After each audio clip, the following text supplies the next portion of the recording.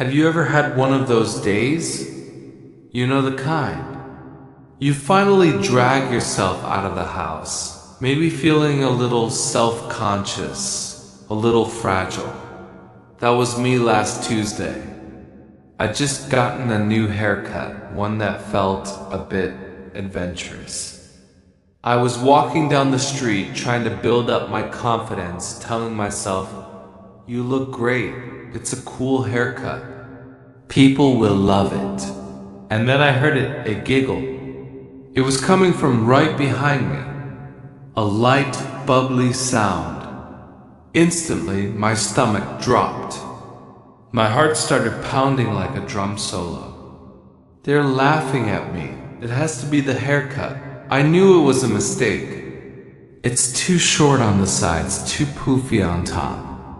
I look like a poodle that lost a fight with a lawnmower. My mind started racing, a full-blown internal monologue of regret. Why did I even leave the house today? I should have just stayed in bed, safe from the judging eyes of the world. I could have ordered food, watched movies, and my weird haircut would have been my own little secret. But no, I had to be brave. I had to go out and seize the day. Now the day was seizing me, shaking me by the shoulders and laughing directly at my scalp. I could feel my cheeks flushing.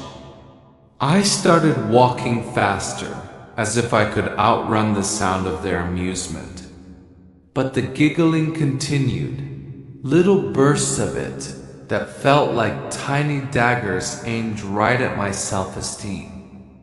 I imagined them pointing, whispering to their friend, "Look at that guy's hair. What was he thinking?" Every step felt heavier. Every passing car seemed to slow down to get a better look at the walking disaster that was me. I pictured myself in the mirror that morning. The barber had been so proud. Fresh. He'd called it. Freshly ridiculous, more like. I started mentally composing the text to my friend, the one who recommended this barber. "Thanks a lot," it would say. I'm now a local laughingstock. I debated just turning around, sprinting home, and not emerging again until my hair grew back to a respectable, non-laughable length. This internal spiral went on for what felt like an eternity, but was probably only 30 seconds. The giggling just wouldn't stop. It was like a personal soundtrack to my humiliation. I felt my hands get clammy.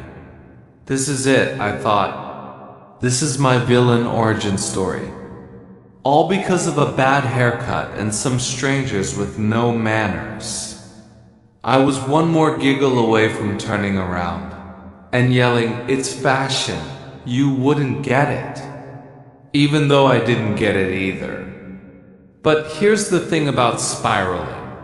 Eventually you either hit the bottom or you get dizzy and have to stop. I decided I couldn't just keep walking and torturing myself. I had to know. I had to face my tormentors. Taking a deep, shaky breath, I prepared for the worst. I slowed down, pretending to check my phone, and casually, ever so casually, glanced over my shoulder. And what did I see? Two people huddled together, not looking at me at all. They weren't even remotely aware of my existence, let alone my questionable hair. They were staring intently at a phone, and on the screen, a cat was desperately trying and failing to jump into a cardboard box that was way too small. That's what they were laughing at. A cat video. The wave of relief that washed over me was so immense, I almost buckled. They weren't laughing at me. They weren't laughing at my hair. They were laughing at a fluffy idiot on the internet. All that panic, all that dread, all that internal drama, for nothing, absolutely nothing. And then a new sound joined their giggles. It was me. I started laughing. Not just a little chuckle, but a full, genuine laugh. I was laughing at the cat, sure, but mostly I was laughing at myself. At how quickly I had created this entire narrative of public shame from a single sound. How I had cast myself as the victim in a play that was only happening in my head. It's amazing, isn't it? How our brains can be our own worst enemies. We build these elaborate stories based on tiny scraps of information, almost always starring ourselves as the main character who is about to experience some form of social doom. We assume the worst. We project our own insecurities onto others, and we end up suffering for reasons that don't even exist. That moment was a huge wake-up call for me.